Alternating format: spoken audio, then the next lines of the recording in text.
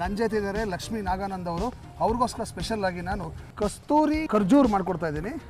Okay, ಈಗ ಇದಾಗಿದೆ, ಇದು ಆಫ್ ಮಾಡೋಣ. ಈ ಕಡೆ ತುಪ್ಪ ಒಗ್ಗರಣೆ ಹಾಕೋಣ.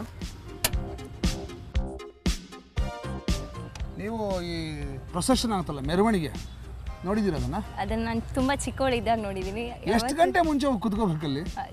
5 hours. 5 ಗಂಟೆ? ಅಪ್ಪ, ನಾ ಅದಕ್ಕೆ ಟಿವಿಲಿ ನೋಡಿ. ಬೆಳಗ್ಗೆ 7 ಗಂಟೆಗೆ ಹೋಗ್ತಾರೆ. ಎಲ್ಲ ತಿಂಡಿ ಎಲ್ಲ ಮಾಡ್ಕೊಂಡು ಎಲ್ಲ ಅಲ್ಲೇ ತಿನ್ಕೊಂಡು ಅಲ್ಲೇ ಕುತ್ಕೊಂಡ್ಬಿಟ್ಟು ಸೆಟ್ಲ್ ಆದ್ರೆ ಮಾತ್ರ ನಿಮ್ಗೆ ಹತ್ರದಿಂದ ನೋಡ್ಬೋದು. ಹೌದಾ? ಇಲ್ಲ ಅಂದ್ರೆ ಫುಲ್ ಬಿಸಿಲು ಅದೆಲ್ಲ. ನಾನು ಅದಕ್ಕೆ ಟಿವಿನಲ್ಲಿ ಆರಾಮಾಗಿ ಟಿವಿ ಹಾಕೊಂಡ್ಬಿಟ್ಟು ಮುಂದ್ಗಡೆ ಬೇಕಾದಷ್ಟು ತಿಂಡಿಗಳು ಇಟ್ಕೊಂಡ್ಬಿಟ್ಟು ಚಕ್ಲಿ ಇಟ್ಕೊಂಡು ಬಳೆ ಅದು ಇದೆಲ್ಲ ಇಟ್ಕೊಂಡ್ಬಿಟ್ಟು ಆರಾಮಾಗಿ ಪೀಸ್ಫುಲ್ ಆಗಿ ನೆರಳಲ್ಲಿ ಎಸಿ ಗಿಸಿ ಹಾಕೊಂಡು ನೋಡ್ತೀನಿ. ಎಲ್ಲ ಕಂಟ್ರಿಯಿಂದನೂ ಬರ್ತಾರೆ ದಸರಾ ನೋಡಕ್ಕೆ. So very special Mysuru. ನಾನು ಒಬ್ಬ ಫಾರಿನರ್ನ ಭೇಟಿ ಮಾಡಿದೆ. ಫಸ್ಟ್ ಕ್ವಶನ್ ಕೇಳಿದೆ, ನೀವು ದಸರಾ ನೋಡಿದ್ದೀರಾ ಅಂತ. ನನಗೆ ಅವರು ಇದಕ್ಕೆ ಗೋಡಂಬಿ ಹಾಕ್ತಿದ್ದೀನಿ. ಗೋಡಂಬಿ ಇಷ್ಟನಾ? ಇಷ್ಟನಾ? ಅಷ್ಟು ಹಾಕ್ಬಿಡ್ತೀನಿ. ಬಾದಾಮಿ, ಇದು ಕಲರ್ ಚೇಂಜ್ ಆಗಬೇಕಾ? ಸ್ವಲ್ಪ ಬ್ರೌನ್ ಆಗಬೇಕು. ದ್ರಾಕ್ಷಿನೂ ಸ್ವೀಟು, ಎಲ್ಲ ಸ್ವೀಟ್. ಈಗ ಇದನ್ನು ಹಾಕೋಣ. ಇದನ್ನು ಅದಕ್ಕೆ ಮಿಕ್ಸ್ ಮಾಡಬೇಕು. ಇದು ಸ್ವಲ್ಪ ಆರಿದ ಮೇಲೆ ಉಂಡೆ ಕಟ್ಟಬೇಕು. ಓಕೆ, ಈಗ ಇದು ಆರಿದೆ. ಓಕೆ, ಈಗ ಏನು ಮಾಡಬೇಕು ಅಂದರೆ ಉಂಡೆ ಕಟ್ಟಬೇಕು. ಉಂಡೆ ಕಟ್ಟಬೇಕು ಅಂದರೆ ಒಂಚೂರು ಕೈ ಜಿಡ್ಡು ಮಾಡ್ಕೋಬೇಕು.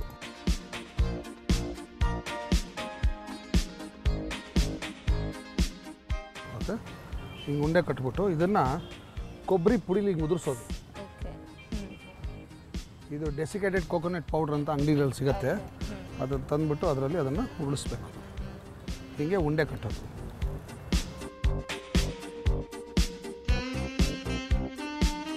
ಹೀಗೆ ಎಲ್ಲ ಉಂಡೆಗಳನ್ನ ಕಟ್ಟಬೇಕು. ಓಕೆ, ಈ ಥರ ಉಂಡೆ ಮಾಡಿ ಇಡಬೇಕು. ಈಗ ಇದು ತಿನ್ನಕ್ಕೆ ರೆಡಿ. ಆ್ಯಕ್ಚುಲಿ ಇನ್ನೂ ಸ್ವಲ್ಪ ಆರಿದ್ರೆ ಗಟ್ಟಿ ಆಗುತ್ತೆ, ಇನ್ನೂ ಟೇಸ್ಟ್ ಇರುತ್ತೆ. ಬಟ್ ಆರೋ ತನಕ ನಮಗೆ ಟೈಮ್ ಇಲ್ಲ, ಎಪಿಸೋಡ್ ಮುಗಿಸ್ಬೇಕು. ಹಾಗಾಗಿ ನಿಮಗೆ ಟೇಸ್ಟ್ ಮಾಡೋಕ್ಕೆ ಕೊಟ್ಬಿಡ್ತೀನಿ. ತಯಾರಾಗಿದ್ದೀರಾ? ಎಸ್. ನನ್ನ ಅತ್ತೆ ಲಲಿತಾ ನಾಗೇಂದ್ರ. ನಮಸ್ಕಾರಮ್ಮ. ನನ್ನ ಹಸ್ಬೆಂಡ್ ನಾಗಾನಂದ. ನಮಸ್ಕಾರ. ಹೊಸದಾಗಿ ಮದುವೆ ಆಗಿದ್ದಾರೆ. ನಮ್ಮ ದಂಪತಿಗಳಿಗೋಸ್ಕರ ಸ್ಪೆಷಲ್ ಆಗಿ ದಸರಾ ಹಬ್ಬಕ್ಕೆ ಕರೆದುಬಿಟ್ಟು ಒಂದು ಸ್ವೀಟ್ ಮಾಡ್ಕೊಡ್ತಾ ಇದ್ದೀನಿ. ನಿಮ್ಮ ಆಶೀರ್ವಾದದಲ್ಲಿ ಕೊಟ್ಬಿಡೋಣ. ಓಕೆ, ಇವತ್ತು ಇವ್ರಿಗೋಸ್ಕರ ಸ್ಪೆಷಲ್ ಆಗಿ ಕಸ್ತೂರಿ ಖರ್ಜೂರ್ ಅಂತ ಒಂದು ಉಂಡೆ ಮಾಡಿದ್ದೀನಿ. ಈಗ ಇದನ್ನು ನಿಮ್ಮ ಮೇಲೆ ಪ್ರಯೋಗ ಮಾಡ್ತೀನಿ, 3 ಜನರ ಮೇಲೆ. ತಯಾರಾಗಿದ್ದೀರಾ?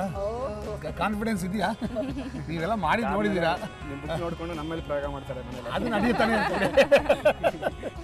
ಓಕೆ,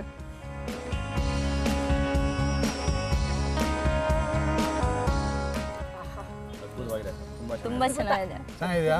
ಬಾಟಾಗಿದೆ. ಡ್ರೈ ಫ್ರೂಟ್ಸ್ ಎಲ್ಲ ಸಿಗುತ್ತೆ. ಖರ್ಜೂರ ಆರೋಗ್ಯಕ್ಕೂ ಒಳ್ಳೇದು. ಹೌದು, ಡ್ರೈ ಫ್ರೂಟ್ಸ್ ಎಲ್ಲ ಹಾಕಿರಾ? ಹೌದು. ಖರ್ಜೂರಕ್ಕೆ ಮರಳುಗಾಡಲ್ಲಿ ಅಮೃತ ಅಂತ ಕರೀತಾರೆ. ಈ ಅರಬ್ ಕಂಟ್ರೀಸಲ್ಲೆಲ್ಲ ಅವ್ರಿಗೆ ಸಿಗೋದು ಆಹಾರ ಮೇನ್ಲಿ ಅದೇ. ಮರಳುಗಾಡು ಇರುತ್ತಲ್ಲ, ಓಯಸಿಸ್ ಇರೋ ಜಾಗದಲ್ಲಿ ಖರ್ಜೂರ ಬೆಳೀತಾರೆ. ತುಂಬ ದಣದ್ಬಿಟ್ಟು ನೀರೆಲ್ಲ ಡಿಹೈಡ್ರೇಟ್ ಆಗಿ ಓಯಸಿಸ್ ಬಂದಾಗ ಅಲ್ಲಿ ಖರ್ಜೂರ ಹಣ್ಣು ತೊಗೊಂಡು ಕಿತ್ಕೊಂಡು ತಿಂದರೆ ಅವ್ರಿಗೆ ಫುಲ್ ಎನರ್ಜಿ ಸಿಗುತ್ತೆ. ಹಾಗಾಗಿ ಖರ್ಜೂರ ಭಾಳ ಶ್ರೇಷ್ಠ. ಓಕೆ, ಇನ್ನೊಂದೇನೆಂದರೆ ಈ ಮುಸಲ್ಮಾನರು ರಂಜಾನ್ ಮಾಡ್ತಾರಲ್ಲ, 1 ತಿಂಗಳು ಪೂರ್ತಿ ಫಾಸ್ಟ್ ಮಾಡ್ತಾರೆ. ಬೆಳಗ್ಗಿಂದ ಸಂಜೆ ತನಕ ಫಾಸ್ಟ್ ಮಾಡ್ತಾರೆ. ಸಾಯಂಕಾಲ ಇಫ್ತಿಯಾರ್ ಅಂತ ಮಾಡ್ತಾರೆ, ಅಂದರೆ ಊಟ ಮಾಡೋಕ್ಕೆ ಶುರು ಮಾಡ್ತಾರೆ. ದೇವರಿಗೆ ಪೂಜೆ ಮಾಡಿಬಿಟ್ಟು ಊಟ ಮಾಡ್ತಾರೆ. ಆ ಊಟ ಮಾಡೋಕ್ಕೆ ಮುಂಚೆ ಫಸ್ಟ್ ಖರ್ಜೂರ ತಿಂದೇ ಅವ್ರು ಊಟ ಮಾಡೋದು. ಯಾಕಂದರೆ ಇಡೀ ದಿನ ದೇಹದಲ್ಲಿರೋ ಎಲ್ಲ ಸಾಲ್ಟ್ಸು ಡಿಹೈಡ್ರೇಷನ್ ಎಲ್ಲ ಹೊಟ್ಟೋಗಿರುತ್ತಲ್ಲ, ಇಸ್ ಖರ್ಜೂರ ವಿಲ್ ಫಿಲ್ ಬ್ಯಾಕ್. ಅಷ್ಟು ಅದ್ಭುತವಾದಂಥ ಇದು ಡಿಶ್ ಅದು, ಡೇಟ್ಸ್. ಓಕೆ, ಅದರಲ್ಲಿ ಮಾಡಿರೋದು ತುಂಬ ಚೆನ್ನಾಗಿ. ಸೊ ನೀವೆಲ್ಲ ಇಷ್ಟು ಏಲಕ್ಕಿ ನೀವು ಹೇಳಿದ್ರೆ ನಾನು ಟೇಸ್ಟ್ ಮಾಡೋದು. ತುಂಬ ಎಲ್ಲ ಪರಿಮಳ ಹೇಗಿದೆ ಅಂದರೆ ತುಂಬ ಚೆನ್ನಾಗಿದೆ.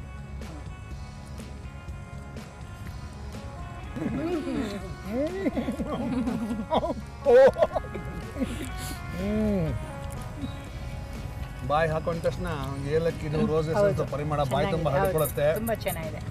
ಆಮೇಲೆ ಒಂದು ಖರ್ಜೂರದ ಘಮ ಬರುತ್ತೆ. ಗೋಡಂಬಿ, ದ್ರಾಕ್ಷಿ, ಗೋಡಂಬಿ, ಬಾದಾಮಿ ಎಲ್ಲ ಸಿಗುತ್ತಲ್ಲ, ಭಾಳ ಮಜಾ ಕೊಡುತ್ತೆ. ಖರ್ಜೂರ ತುಂಬ ಒಳ್ಳೆಯದು. ಇದಕ್ಕೆಲ್ಲ ಬ್ಲಡ್ ಪ್ಯೂರಿಫಿಕೇಶನ್ಗೆ ತುಂಬ.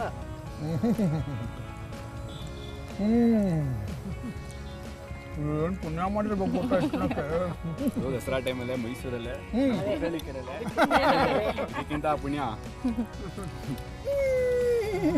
ಸೂಪರ್. ಎಷ್ಟು ಚೆನ್ನಾಗಿದೆ ಅಂದರೆ ನನ್ನ ಬಾಯಿಂದ ಒಂದು ಹನಿಗವನ ಬರುತ್ತೆ, ಕೇಳಿ. ಸದಾ ಖುಷಿಯಾಗಿರಲು ಏನಿರಬೇಕು? ಸದಾ ಖುಷಿಯಾಗಿರಲು ಏನಿರಬೇಕು? ಬಾಳಿನಲ್ಲಿ ದಿನ ಹನಿ ಮೂನಿರಬೇಕು. ಸದಾ ಖುಷಿಯಾಗಿರಲು ಏನಿರಬೇಕು? ಬಾಳಿನಲ್ಲಿ ದಿನ ಹನಿ ಮೂನಿರಬೇಕು. ನನ್ನ ತೋಳಿನಲ್ಲಿ ಪ್ರಿಯೆ ನೀನಿರಬೇಕು. ನನ್ನ ತೋಳಿನಲ್ಲಿ ಪ್ರಿಯೆ ನೀನಿರಬೇಕು. ಬೇಸಿಗೆಯಾದ್ದರಿಂದ ಫ್ಯಾನ್ ಇರಬೇಕು. ಲಲಿತಾ ಮೇಡಮ್, ನೀವು ಇಷ್ಟು ಹಿರಿಯರು, ನೀವು ಮೈಸೂರಲ್ಲೇ ಹುಟ್ಟಿ ಬೆಳೆದವರು, ನೀವು ಮೈಸೂರು ದಸರಾನ ಹೇಗೆ ಆಚರಿಸ್ತೀರಾ? ಅದ್ರ ವಿಶೇಷ ಏನು ಅಂತ ಒಂದೆರಡು ಮಾತಲ್ಲಿ ಹೇಳ್ತೀರಾ? ಮೈಸೂರು ದಸರಾ ಒಂದು ನಾಡ ಹಬ್ಬ. ಅದರಲ್ಲೂ ವಿಶೇಷವಾಗಿ ಮೈಸೂರಿಗೆ ತುಂಬ ಪ್ರಾಮಿನೆನ್ಸ್ ಕೊಡ್ತೀವಿ. ದಸರಾ ಹಬ್ಬಕ್ಕೆ 9 ದಿವಸ ಮನೆಯಲ್ಲೂ ತಳಿರು, ತೋರಣ, ರಂಗೋಲಿ ಎಲ್ಲ ಇಟ್ಟು ಪ್ರತಿಯೊಂದು ಎಲ್ಲ ನೆರವೇರಿಸ್ತಾರೆ. ದಿನ ಲಲಿತಾ ಸಹಸ್ರನಾಮ, ಲಲಿತಾ ತ್ರಿಶತಿ ಎಲ್ಲ ಪೂಜೆ ಮಾಡಿಕೊಂಡು ಮುತ್ತೈದೆಯರು, ಅದರಲ್ಲೂ ದುರ್ಗಾಷ್ಟಮಿ ದಿವಸ ಕೊಡಗೋಸ್ ಮುತ್ತೈದೆ ಅಂತ ಚಿಕ್ಕ ಮಕ್ಕಳನ್ನ ಕರೆದು ಅವರಿಗೆಲ್ಲ ನಾವು ಕುಂಕುಮ ಕೊಟ್ಟು ಮರದ ಜೊತೆ ಕೊಟ್ಟು, ಅದು ತುಂಬಾ ವಿಶೇಷವಾದದ್ದು. ದುರ್ಗಾಷ್ಟಮಿ ಕೊಡಗೋಸ್ ಮುತ್ತೈದೆ 5 ರಿಂದ 8 ವರ್ಷದೊಳಗಿರೋರು ಅಂತ ಅವರಿಗೆ ಕುಮಾರಿಯರಾಗಿರ್ಬೇಕು. ಕೊಡಗೋಸ್ ಮುತ್ತೈದೆ ಅಂತ ಅದು ತುಂಬಾ ವಿಶೇಷವಾದ ಕಾರ್ಯಕ್ರಮ.